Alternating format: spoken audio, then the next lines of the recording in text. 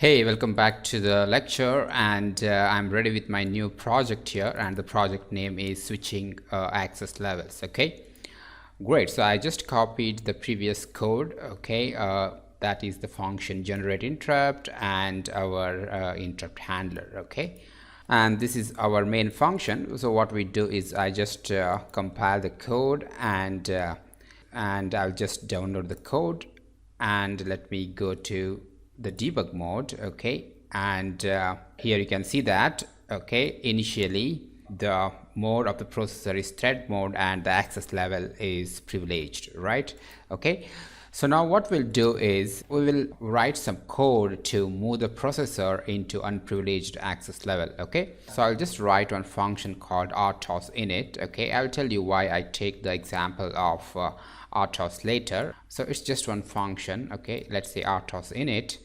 Okay, and I implement this function here. Okay, so just observe what I'm doing. Okay, so later you can replicate at your desk. Okay, and let's say this is one function called rtos init, and okay, this rtos init, what it does is assume it does rtos related initializations. Okay, and then it calls the application task. Okay, so I'll just write call application task.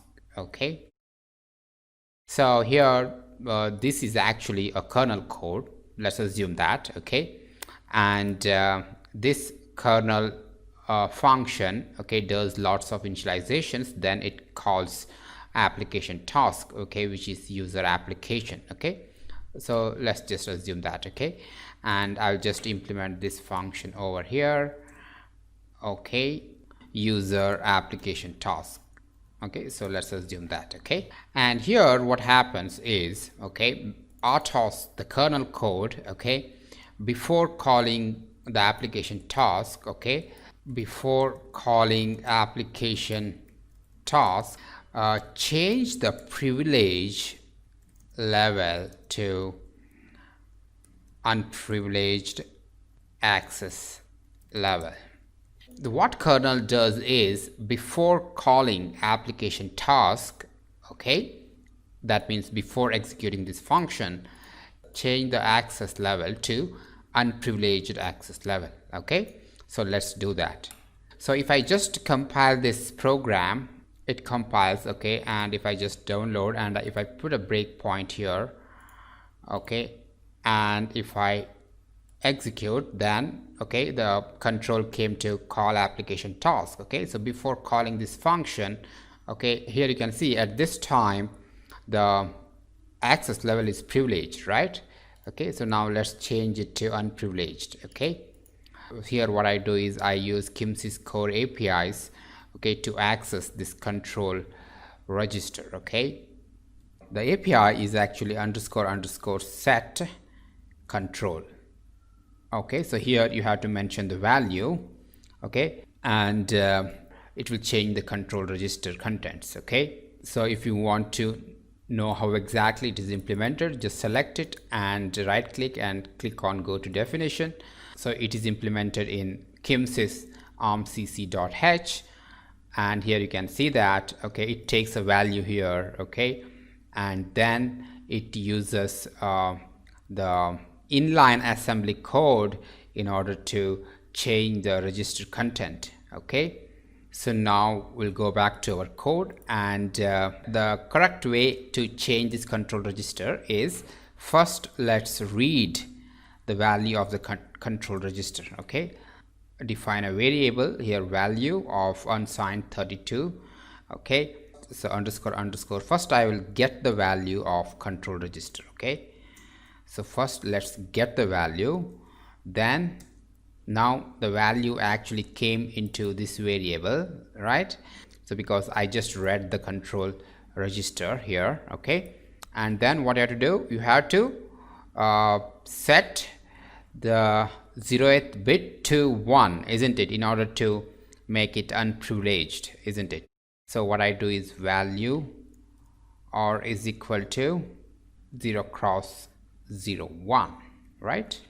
I actually set the 0th bit of this value, isn't it? Okay, and after that I call underscore underscore set control and I pass this value, right? So this code actually changes the access level of the processor from privileged to unprivileged. The RTOS init function, okay, before calling the application task, it changes the access level of the processor. Okay, so now let's see how this works. Okay, now let's compile this code.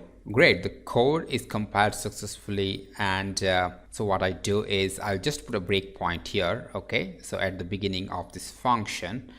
Okay, and let me just download this code, and let me go to the debug mode and just hit run, and I'm now at the beginning of the RTOS init function. And here you can see that the mode is thread, that's fine, and the access level is privileged, that's fine. So that means the RTOS has done all its low level initializations in the privileged mode with a full control over all the restricted registers. Okay, but the RTOS init function is very smart. So what it does, before calling the application task, it actually changes the access level to the unprivileged, because the RTOS init function doesn't want to give full control to the application task. Otherwise the application task may touch all the restricted registers and it can create chaos. Okay, it can freeze the system. So now let's see what happens. Okay, so now the control is at this point. Okay, and now let's remove this breakpoint. Okay, and also observe the value of the control register. The control register is currently 4. Okay, and when I hit run, here it is, the mode is changed to unprivileged, and look at the value of control register. Now it is changed to 5. That means this last bit is set to 1. Okay, so now being in unprivileged mode, the RTOS calls the application task. So the moment you come here, everything is unprivileged access level. Okay, so now I come to the call application task and I remove this breakpoint also. Now it returns. Okay, returns to where? Returns to while 1 here, isn't it? Right, so now let's hit run, and I came back to while 1, and look at the access level, it is still unprivileged.